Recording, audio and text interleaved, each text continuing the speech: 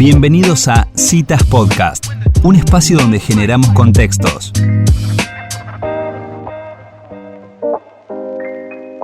Bueno, y estamos muy contentas porque hoy vamos a inaugurar un nuevo espacio en Citas de Radio. Están en presencia del otro lado Noemí y Roberto Martín, y junto con ellos, que son los fundadores y socios de Tramas, creamos un nuevo espacio que se llama Familias Empresarias, descubriendo la trama de las empresas familiares.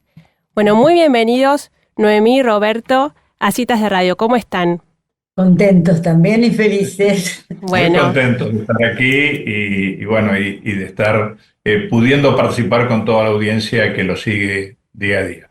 Bueno, es una alegría muy grande para nosotras y vamos a contarle a la gente que hace un tiempo hicimos una nota junto con Roberto en la que hablamos de familias empresarias y nos quedó prendida la idea de que este era un tema que todavía teníamos que seguir conversando. Así que bueno, finalmente entre varias idas y vueltas pudimos pensar en un espacio especialmente dedicado a estos temas que tienen que ver con las empresas familiares, con su identidad, con su cultura, con los vínculos propios y con todos los desafíos y oportunidades que implican hoy las empresas familiares en nuestro país. Pero hoy tenemos un tema, vamos a arrancar por el principio. ¿Quieren contarnos de qué van a hablar hoy? Bueno, la idea de hablar hoy es justamente de esa identidad propia de las empresas familiares y de las familias empresarias, porque ya lo vamos anunciando. Hay dos elementos, empresas familiares, pero familias empresarias que están detrás de esas empresas, que las hicieron nacer, que las sostienen y que las proyectan, ¿no? Y bueno, y un poco ir justamente haciendo honor al título del espacio, al nombre del espacio, de esto de ir descubriendo la trama. Uh-huh. ¿Por qué hablamos de tramas nosotros con las empresas familiares y de ahí tomamos el nombre de la consultora? Porque bueno, no es solamente que tenemos empresa y familia como dos elementos, sino que nos damos cuenta que detrás de una empresa familiar, ¿no es cierto?, es como con los telares, ¿no? Ustedes vieron, hay un urdimbre y hay una trama. Empresa, familia, empresa, como quieran llamarla. Pero de acuerdo a cómo se va generando ese entrelazamiento de una y otros hilos, el resultado es distinto. Cada empresa familiar tiene su particularidad, ¿no es cierto? Uh-huh. Y como también en el resultado, en el objeto resultante del tejido del telar, hay dos espacios, el frente, ¿no es cierto?, y el revés. Uh-huh. Y los dos vale la pena verlos, porque los dos hacen a la identidad de la empresa. Entonces hay algo que vemos siempre, lo que primero aparece, pero después, cuando queremos entrar en detalles, nos damos cuenta que lo que aparece es resultado de un montón de otras acciones, de resultados y demás, que tienen un formato distinto, pero necesario. Incluso en el telar a veces hay que hacer nuditos. Uh-huh. Y entonces en la proyección de la empresa familiar, y hay situaciones que son de tejido sencillo, fácil, Sí. que mantiene como un ritmo natural, y otras veces hay que ir atravesando y haciendo como estos desvíos o estas actualizaciones, ¿no es cierto? Bueno, no sé, esa es un poquitito la idea de ir con ustedes viendo paso a paso todos esos elementos que a veces aparecen como oportunidades y riquezas de la empresa familiar y otras veces se disparan, como decimos nosotros, como esos momentos en los que hace falta llamar al bombero. Exacto. Qué interesante, Noemí, y para, no ir tan rápido y volver al punto de inicio, ¿no?, que este espacio se llama Familias Empresarias. Antes como que estábamos más acostumbrados a escuchar que de empresas familiares, ¿no? Pero con este título que no tiene nada de inocente, nos pretendemos, centrar en que hay una familia, ¿no? Es una familia que es una familia empresaria. Y ya con eso nos vamos imaginando que esta trama, por lo pronto, es rica, vamos a decir, ¿no? Que tiene sus, como vos decís, su frente y sus cosas que por ahí no se ven a simple vista, ¿no? Pero qué importante nos parece poner el centro en esto, que hay una familia y que eso ya tiene que ver o marca, por lo pronto, la identidad de este tipo de empresas, ¿no? Ahora, para pensar un poco y en este tema que nos convoca hoy, que es justamente la identidad y la riqueza de la familia empresaria, ¿cuáles son las particularidades de esta identidad que tienen las empresas familiares o las familias empresarias? Mira, yo diría, empiezo por desandar, digamos. Muchas veces las empresas familiares, el que no lo ha profundizado, las identifica como empresas pymes, ¿no? Es decir, alguien dice, bueno, vos te dedicás a empresas familiares, te dedicás a las pymes. Esa equivocación tiene un fundamento. Siempre las familias, cuando arrancan con una empresa, la arrancan haciendo algo pequeño, generalmente, si no es que viene de otras generaciones. Pero la identidad es que no están condenadas a ser empresas pequeñas.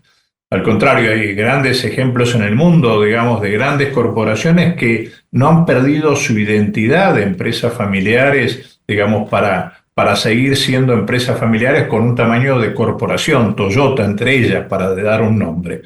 Entonces, la identidad no la da el tamaño, es la primera cosa que podemos estar diciendo.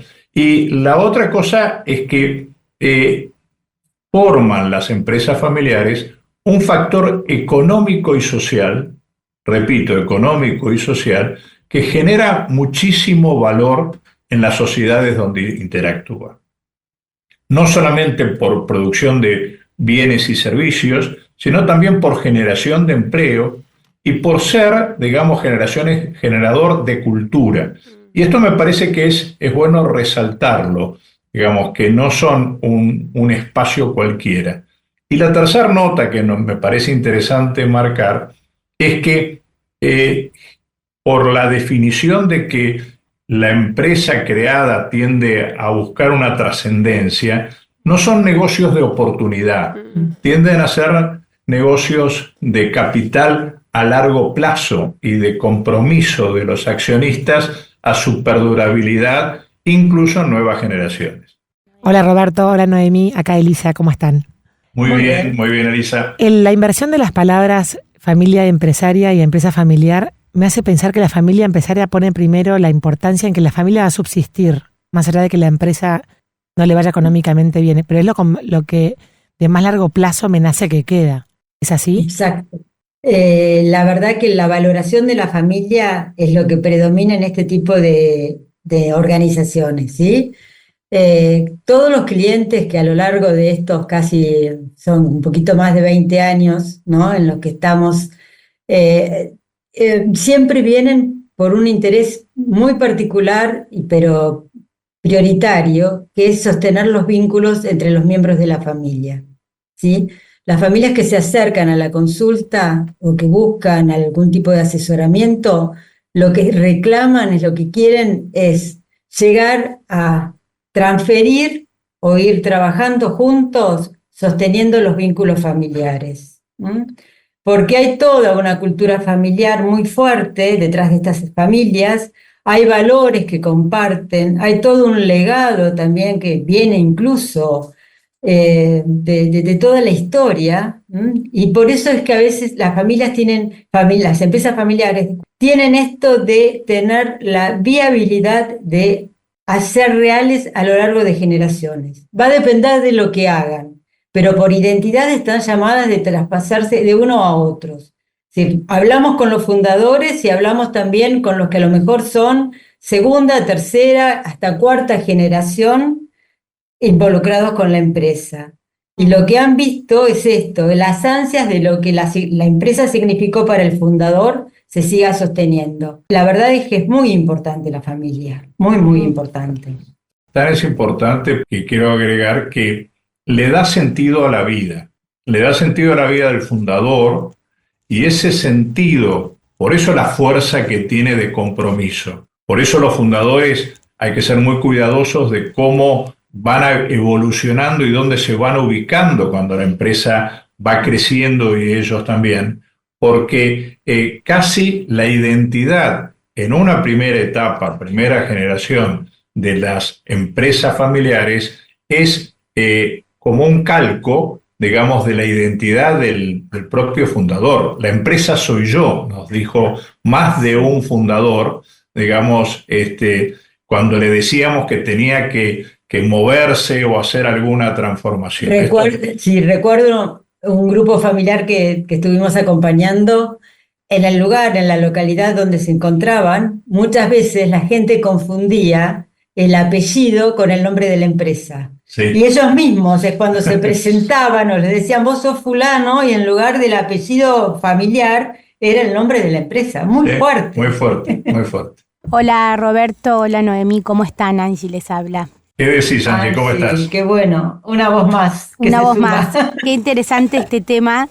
Y pensaba, bueno, en ustedes con la experiencia que tienen de justamente trabajar con familias empresarias, el límite entre familia y empresas, ¿no? O sea, dentro de esta identidad, ¿cuándo se trata al grupo como familia y cuándo se trata al grupo como empresa, ¿no? ¿O existe una transición entre pasar de familia a empresa y ser familia empresaria? Bueno, hay toda una tensión realmente de cómo ir ordenando y organizando esas conversaciones en el momento, en el lugar que corresponde, y cuando siempre decimos, usando el sombrero que corresponde, ¿no? Es decir, hay roles que son propios de la familia y roles que son propios de la empresa. La idea es tomar conciencia, conocimiento primero y conciencia después, tanto de esos roles como de esos vínculos, y entonces después poner realmente como cierta perspectiva. Cuanto más confundidos están, más posibilidades hay de que aparezcan conflictos. Una manera de resolver los conflictos que tanto temen en las empresas familiares para la disolución o para el fracaso de la empresa tiene que ver con esto, ¿no? El no haber reconocido y distinguido los roles y los compromisos que esos roles significan, ¿no? Claro, ahora pensando en una persona individual que forma parte de una familia empresaria, ¿no? Pero que no es el fundador, sino que esa empresa ya existía cuando esta persona nació. Es como que hay un doble movimiento, ¿no? De encontrar la identidad propia de uno personal y a su vez la identidad dentro de la empresa familiar, que puede coincidir o no, ¿no? Porque me imagino también que habrá personas que no sé si tienen tanto interés en participar o no de una manera tan central dentro de lo que es un proyecto que lo precedió. ¿Cómo se conjugan estas dos identidades, sería? Mira, esto es tal cual vos lo señalás. La verdad es que la manera de hacerlo es tratar de distinguir estos dos sistemas que entran en funcionamiento, el de la familia y la empresa. A nosotros nos gusta presentar muchas veces con una gráfica que es como que la familia es un círculo en donde en su seno nace la empresa, ¿no? Como si fuera casi el vientre de una madre. Es decir, siempre las empresas se gestan en una familia. En el caso que vos relatás, el hijo nació después, pero no obstante eso, ese engendrar la empresa hace que toda la familia, porque no tiene al padre o a la madre, o porque incluso él colabora durante un tiempo en la identidad de esa empresa, empieza a sentir como que la empresa es un hermano más, ¿no? Es decir, con todo lo que eso implica, porque eso a veces hasta genera celos, no solamente, como decías vos, a lo mejor no tengo interés, sino que celos porque me sacó mi papá y a mi mamá, a veces me sacó la plata porque generó que ciertos ahorros tuvieran que ir a la empresa para sostenerla. Entonces, ahí hay toda una realidad que cuanto más entremezclada está, como decía Noemí, más confusa y más generadora de conflictos. Igual que pasa con los nacimientos, cuanto más se separa la empresa de la familia de una forma genuina, de una forma donde no pierde los vínculos, pero sí los actualiza al momento que corresponde, se puede tratar a la familia y las necesidades de los miembros de la familia con vinculación a la empresa, pero no excluyente. Es decir, que el desarrollo de los miembros de la familia puedan tener cauces naturales, digamos, que no necesariamente desemboquen en el mismo rol que tuvieron los fundadores en la empresa. Ahora, cuando hablamos de identidad de la empresa, como recién explicabas, Roberto, que se engendra una nueva empresa como con mucho rol identitario del fundador, la segunda generación pareciera que tendría que preservar esa identidad, pero por ahí la tercera o la cuarta quizás están con una libertad para refundarla a la empresa familiar. A ver, hay todo un movimiento de actualización que corresponde a la evolución tanto de la familia como de la empresa y de las personas, ¿sí? Sí. Incluso hasta el régimen de propiedad, es decir, no es lo mismo ser único dueño que tener que compartirla con tus hermanos, ni qué hablar si llegás a la generación siguiente y entonces además del fundador, los hermanos, tenemos los primos, ¿sí?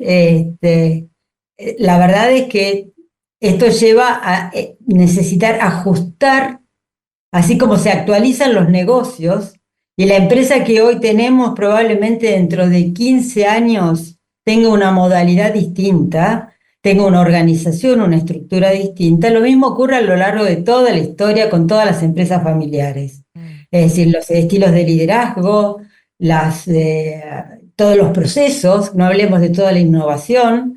Es decir, es que hay que estar continuamente, como es vida, hay que estar muy atento al brotar de la vida esa y de sus mutaciones para ir ajustándose. De eso va a depender la continuidad. Por supuesto que de eso requiere la flexibilidad, la apertura y el diálogo dentro de la familia propietaria, ¿no? Cuanto más cerrado, más difícil. Sí, esto que dicen a mí es muy interesante porque nosotros hemos trabajado mucho que la verdadera identidad es en el legado de la capacidad emprendedora que tiene esa familia, no del objeto que necesariamente materializó durante algunos años. Tienden a confundirse, y sobre todo, voy a ser muy honesto, es decir, cuanto más vínculo con la naturaleza tiene el agro y demás, los afectos juegan en contra de todo esto. Es decir, ¿cómo vamos a mudar el campo de donde lo teníamos? Si acá lo plantó el abuelo los árboles. Claro. Sí, pero deja una quinta en donde el abuelo plantó los árboles, vendan ese campo y desarrollen en donde hoy el clima es más adecuado para desarrollar la producción agropecuaria. Es decir, esa distinción es muy necesaria y esto se marca aún más en los nuevos momentos hoy del mercado.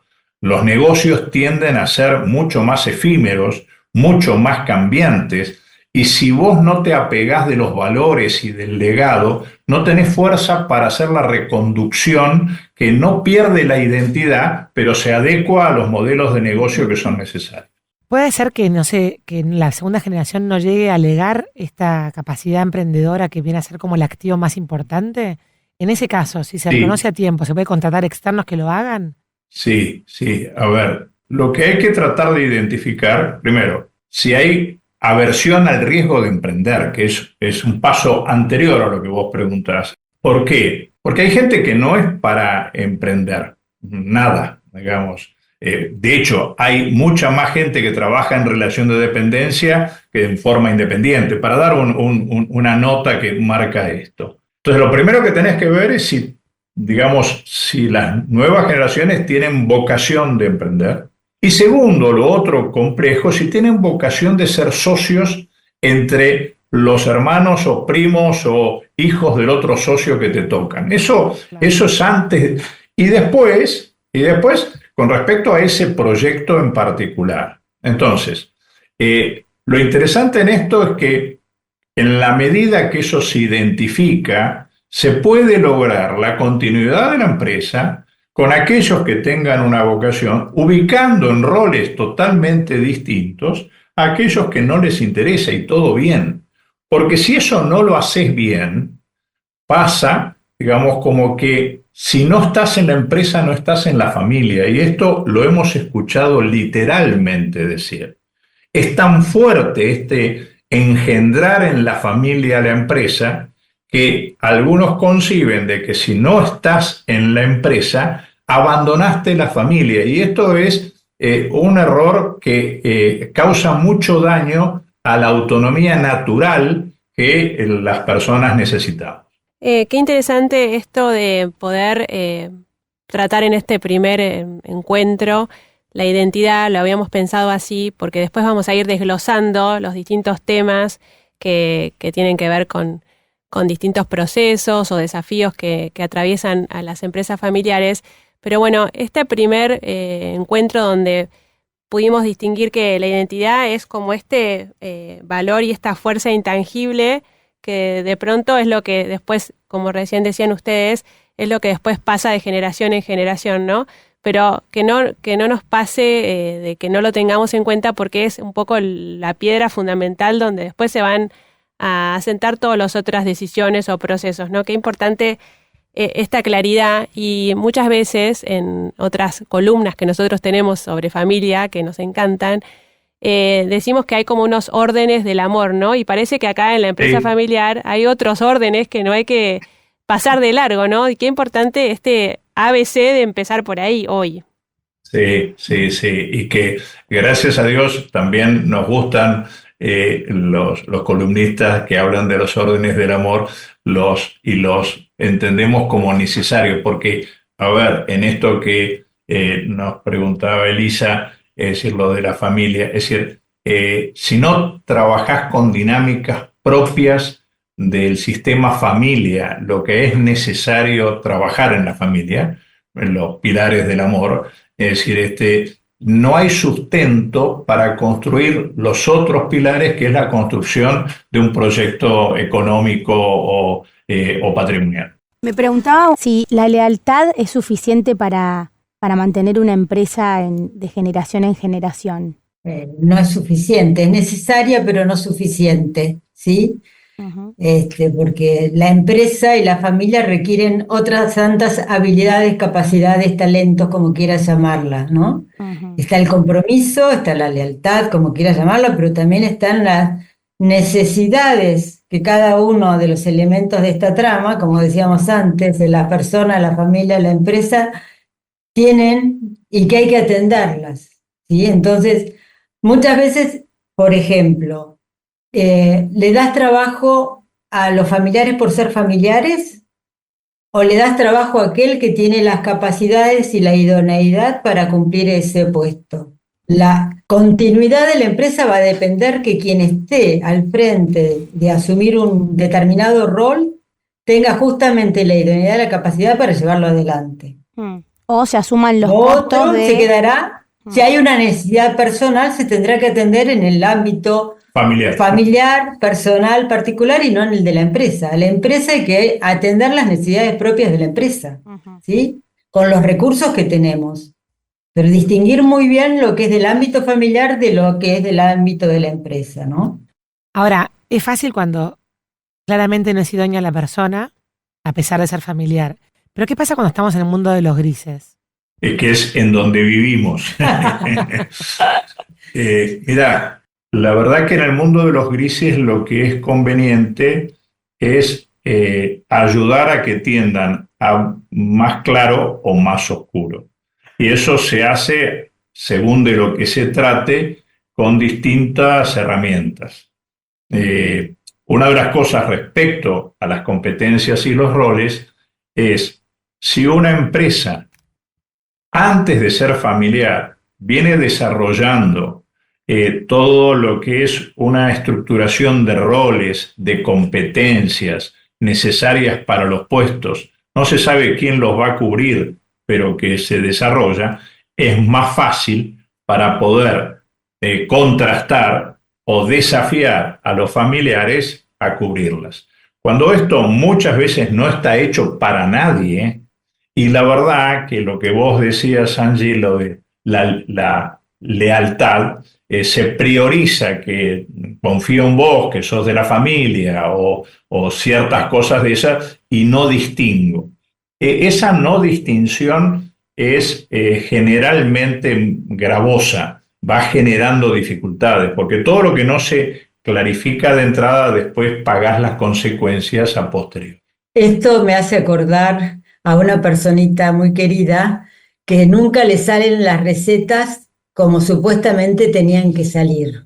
Y resulta que quien vive con ella le dice, pero ¿cómo querés que salgan como era la torta esa si vos no pusiste los mismos ingredientes? ¿Sí? O le cambiás las cantidades o lo cambiás por otra. Nunca va a ser la misma torta. Bueno, acá pasa lo mismo. Hay ingredientes que ya están definidos y que son los que le van a dar calidad, sabor, apetencia, lo que quieran, que si no, no dan. Sí, y esto me hace pensar a un tema muy importante en el tema de identidad. Así como sin familia no hay empresa, el hecho de que la cultura y los valores, en otra sesión seguramente lo vamos a conversar, que son propios de la familia, sean los primeros valores que se transmiten a la empresa, por esta razón de que la engendró, pero hay que llegar a un momento en donde la empresa necesita valores y pautas de identidad que la diferencian de lo que es necesario en la familia. A ver, es decir, en una familia generalmente a todo aquel que es más necesitado se lo apoya. Y esto está legitimado de la manera que sea para ayudar a su promoción. En la empresa, por supuesto que también es necesario apuntalar a aquellos que tienen, pero con un límite totalmente distinto y un compromiso del que recibe ese apoyo totalmente distinto, porque la empresa no es una familia, ¿está? Y esto hay que, cuesta, porque muchas veces los fundadores se jactan de decir, son como miembros de nuestra familia. Generalmente detrás de eso hay una generación a lo largo, no consciente, de conflictos o de errores que después se pagan feo. Bueno, volviendo un poco quizás al comienzo, me preguntaba recién, ¿cuándo una familia empieza a ser empresa? Porque mientras que los escuchaba hablar, digo, bueno, un capital, en primer lugar, no sé si relacionarlo con algún beneficio económico, probablemente. O sea, ¿cuándo una familia es una familia empresaria? Mirá, es muy buena la pregunta. Generalmente el que arranca una empresa, arranca un proyecto porque le gusta, porque siente pasión por hacerlo, porque cree que tiene algo que aportar a la sociedad distinto.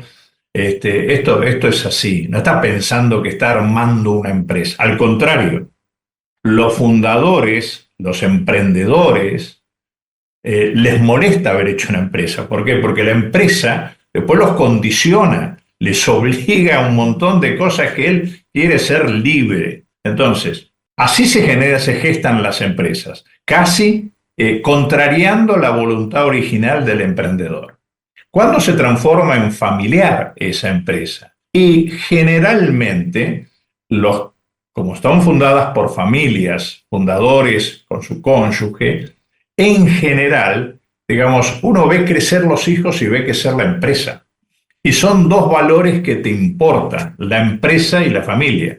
¿Qué se te ocurre hacer? Y pensar que sigan en conjunto, empresa y familia. Cuando vos entras a pensar en la transferencia a las nuevas generaciones para que esa empresa continúe en familiar, es cuando empezás a tener registro, es como que bautizás a esa empresa como familiar. Potencialmente lo era desde el momento en que se engendró, pero el reconocimiento es cuando de verdad esto me ocupa. ¿Por qué es importante esto que estamos señalando? Porque a partir de ese momento la agenda de esos fundadores empieza a tener, bueno, ¿y cómo motivo a mis hijos? ¿Cómo hago para que las diferencias de ellos sean compatibles con lo que la empresa necesita? ¿Cómo hago para que quieran ser socios? Bueno, un montón de cosas que hasta ese momento este señor estaba bastante abocado a llevar adelante la empresa. ¿Está? Es decir, hay una agenda que es propia de la familia empresaria que tiene justamente la voluntad de hacer que esa empresa familiar siga en vínculo con la familia que la engendró. Bueno, este fue el primer episodio y hablamos de identidad y de la riqueza de la familia empresaria, y cuando lo estábamos pensando queríamos enfocarnos en la oportunidad que hay detrás de todo esto, ¿no? O sea, que en el fondo se nos abren muchas preguntas, la sensación que tenemos ahora en la mesa es como diciendo, bueno, es complejo, ¿no? Porque hay que tener en cuenta un montón de variables por el solo hecho y que no es sencillo, hay una familia, hay distintos intereses, hay distintos ámbitos que se conjugan. Y bueno, queríamos arrancar por el principio. Esperamos que los que estén escuchando esto encuentren, como nosotras, la motivación para seguir conversando, para seguir desglosando toda esta trama que se abre alrededor de las familias empresarias. Y queremos agradecerles muchísimo, Roberto y Noemí, por este espacio, y estamos con muchísimas preguntas para de aquí en adelante. Bueno, por hoy vamos cerrando. ¿Quisieran decir algo más para terminar de cerrar esta idea de identidad? Mira, la identidad de las empresas familiares es como con las personas, ¿no? Cada una es única y es irrepetible y además no se puede sustituir por otras, ¿sí? Hay una cultura empresarial en cada empresa familiar, pero también está esta diferencia que las hace única, que es la cultura de la familia, ¿no? Los valores, las tradiciones y todo lo que la familia tiene de propio, ¿no? Y que se transmite de generación en generación. Entonces creo que la riqueza está en empezar por eso, en reconocer ese ADN propio de cada familia que dio origen a una empresa familiar. A partir de ahí se puede construir el futuro, pero además resolver los problemas del presente. Excelente. Bueno, nos quedamos con esta gran idea. Y bueno, invitamos a todos nuestros oyentes a que nos dejen sus preguntas. Lo pueden hacer en nuestros episodios que subimos a Spotify. También nos pueden mandar sus preguntas por las redes sociales, porque vamos a seguir hablando de familias empresarias en Citas de Radio. Muchas gracias, Roberto y Noemí, por este gran primer episodio de Familias Empresarias. Muchas gracias a ustedes. Es un gusto compartirlo. Hasta la próxima. Adiós. Citas. Conversaciones para crecer.